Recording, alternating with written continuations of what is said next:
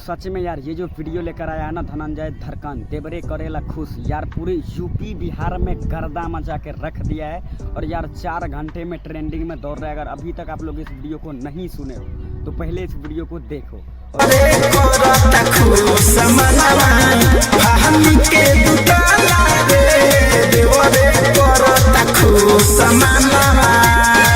उम्मीद करता हूँ कि आप लोग को ये वीडियो बहुत ज़्यादा पसंद आई होगी। अगर वीडियो पसंद आए तो वीडियो को लाइक कर देना।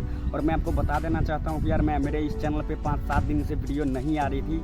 रीज़न ये है कि अभी फ़िलहाल मैं गांव में हूँ और गांव में यार वीडियो बनाने में बहुत ज़्यादा प्रॉब्लम होता है। और अभी भी जब मैं घर से बाहर निकला हूँ ना तब आपको ये वीडियो बनाकर मैं दे रहा हूँ। और उसके अंदर में यार सच में देवरे करेला खुश ये जो वीडियो लेकर आ गया ना धनंजय धड़कन, यहाँ पे आके लगा है। तो बस आप लोग इस चैनल को सब्सक्राइब कर लो और बेल आइकन को ऑल पे क्लिक जरूर कर लेना, क्योंकि यहाँ पे आपको ऐसे ही अमेजिंग वीडियो मिलती रहती है। तो चलिए दोस्तों, तब तक के लिए जय हिंद।